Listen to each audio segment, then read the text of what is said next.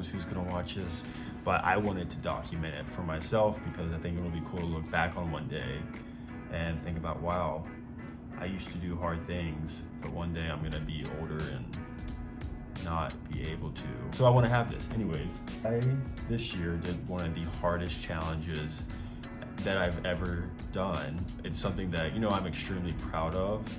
If you would have asked me at the beginning of this year whether or not I would end up doing a half Ironman, I would have said you were out of your mind because it was not even on my radar at the time. Before I moved to New York, I never even thought of doing an endurance race. I wasn't even much of a runner. I played football in high school and I hated having to run 100 yards. So the thought of having to run multiple miles for a long time sounded like absolute hell to me. But it's crazy, once I moved here, it's cool running around New York and seeing it. It was a way to sightsee and see the city.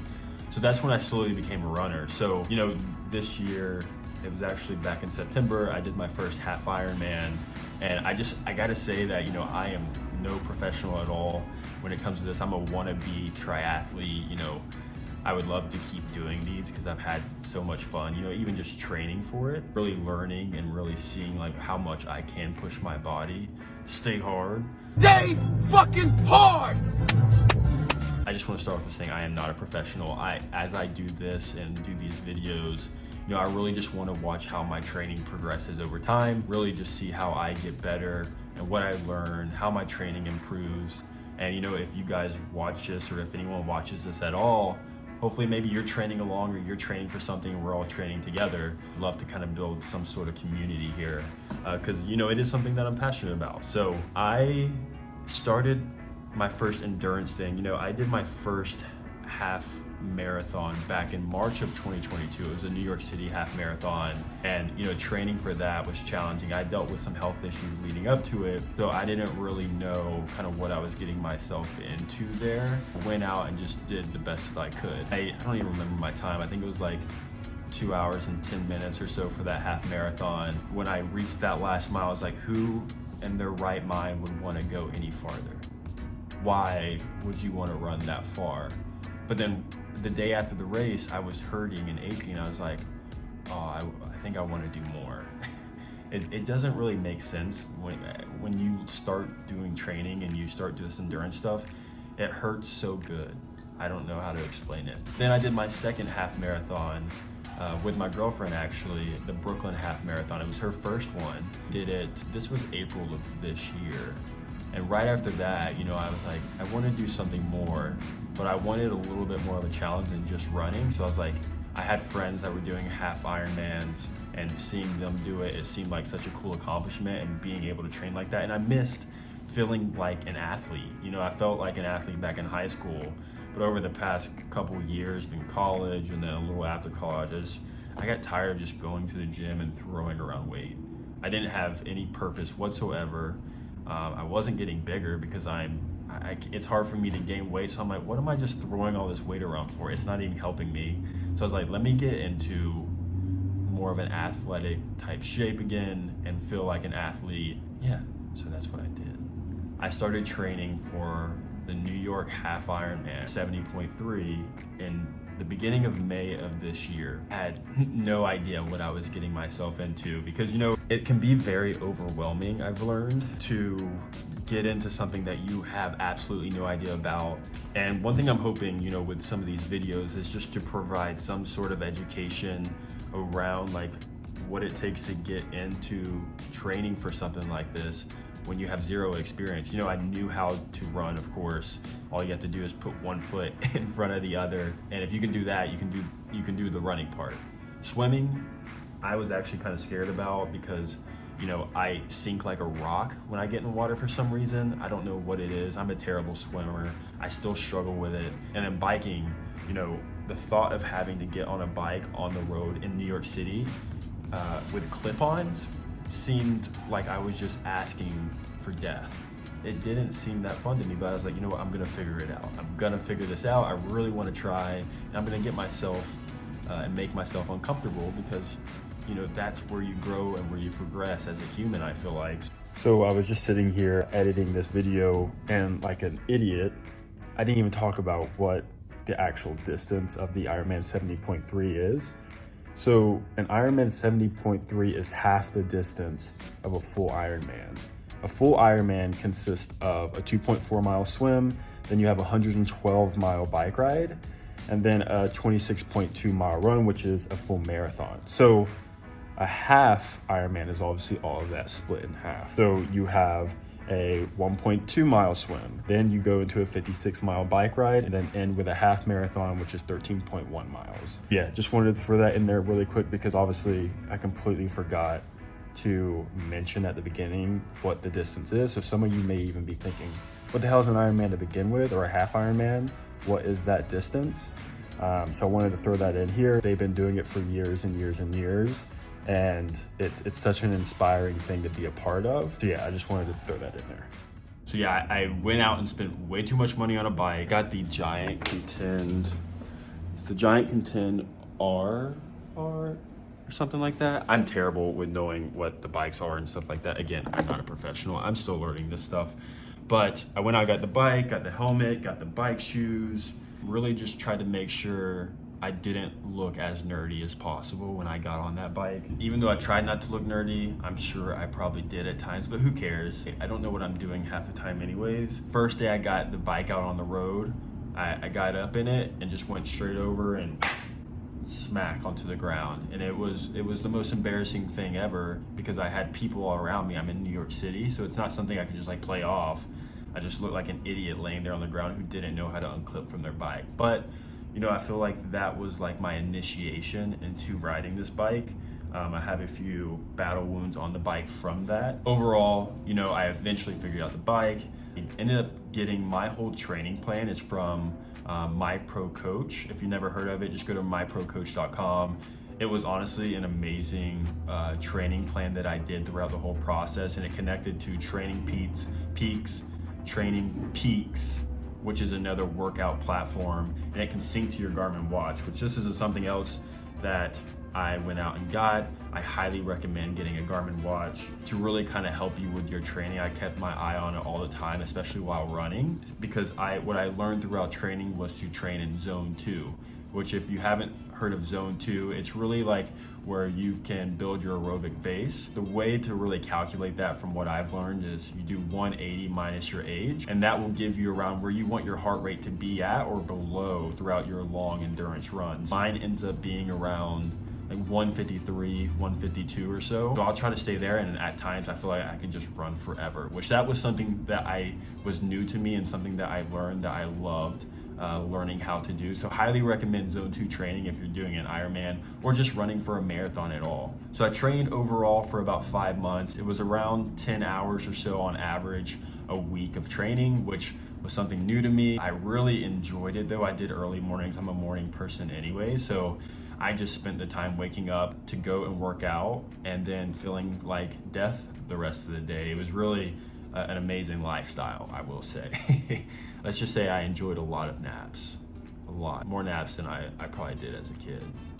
But overall, I loved the training. You know, it really created so much discipline in my life that, you know, I thought I had, but I didn't apparently. And that went over into my day-to-day like work life as a real estate agent here in the city. Like it helped me become so much more disciplined on like, you know, I may not feel like doing something, but I have to do it. That's just part of it. Same thing with training. It was like, if I don't do this training block, then I'm gonna feel like ass on race day, and that's the last thing I want. So it really helped create that discipline around training. One thing I did leading up to the actual Ironman, the half Ironman, was I made sure to do a practice triathlon, which I did in Long Island, and thank God I did that because it taught me a lot about transitions, because transitions can be a little bit tricky, to be honest.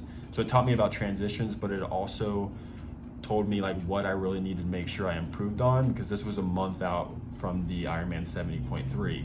And let's just say I jumped in the water for that first triathlon, and thank God that I did that training one, because I almost died. I got in the water and like 5 minutes in, I couldn't breathe. I was looking for a lifeguard to come unzip my wetsuit. I was like, oh my God, I'm like 5 minutes into this race and I can't even finish this swim.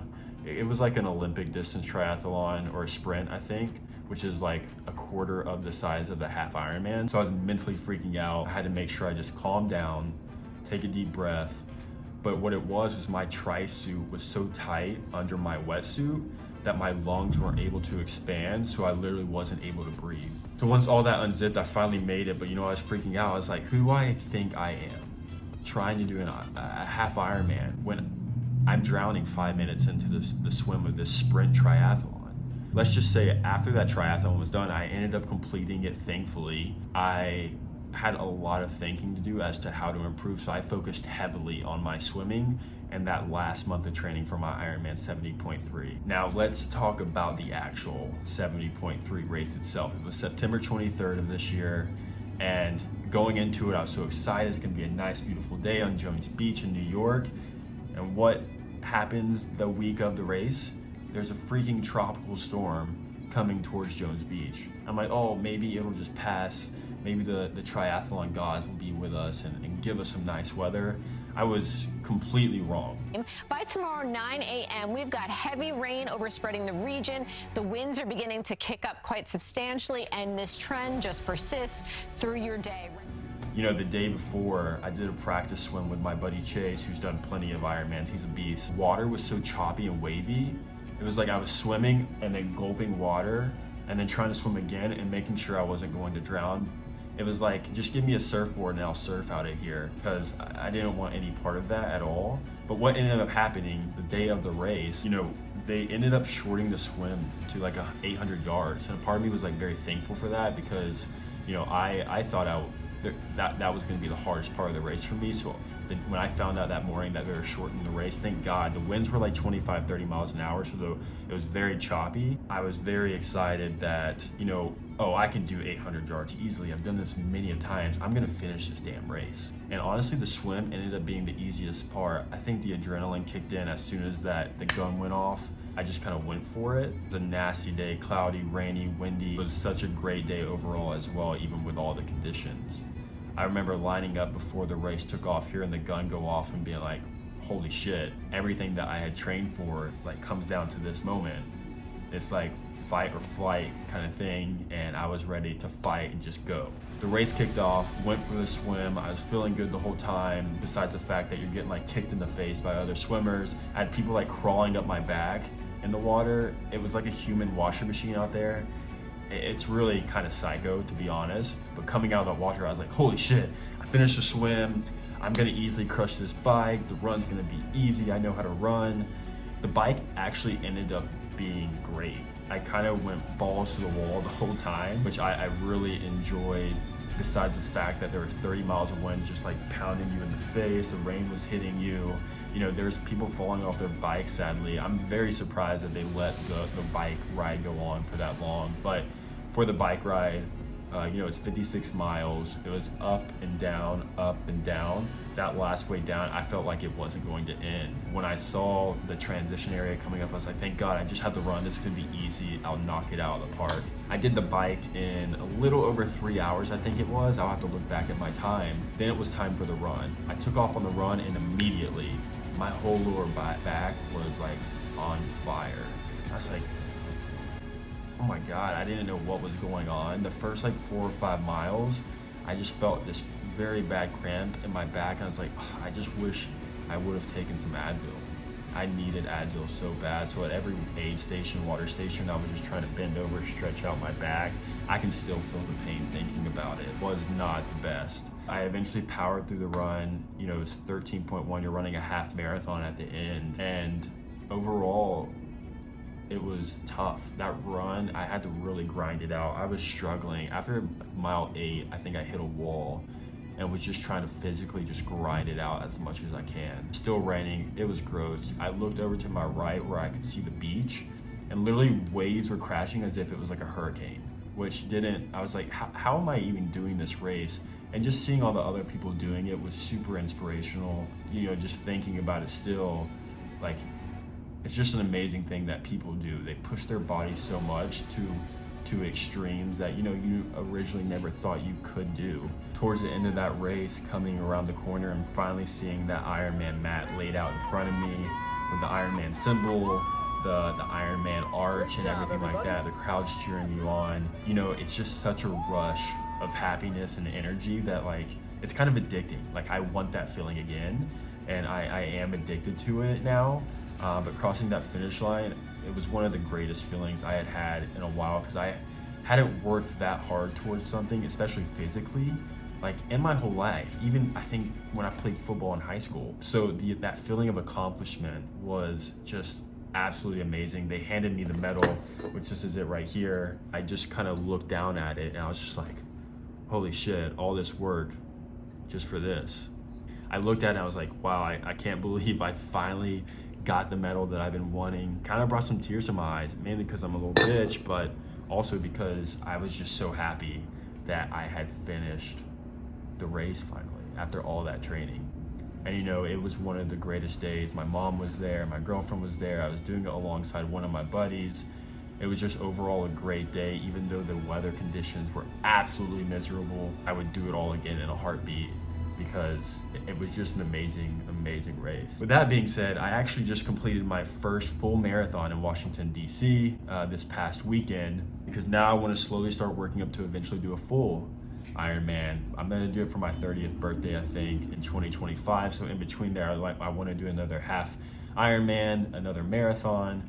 Before this marathon in DC, I did it in 4 hours and 2 minutes, just right above that the sub 4 mark. But yeah, so moving forward with this channel, I really just want to document training and kind of what I'm going through, and whatever, you know, if you guys are training along or watching it, or if anyone's watching it, I don't really know. I just want to have this to look back on, because I'm in this period of my life right now where I am loving training for things. It will be cool to see how I progress over time, and hopefully you guys will progress and learn with me as I learn so much more about this sport. I appreciate you watching. I know it was a long spiel, but I highly recommend signing up for a race if it's something you've ever thought about maybe doing. 100% it's worth it. You know, this one quote will forever kind of stick with me, but it's not the race that, you know, changes you, it's the journey to the starting line, and that's so true. And I can't wait to go on that next journey to get to the next starting line. So stay tuned for what my next races will be. I kind of have a few ideas already, and it will be coming soon.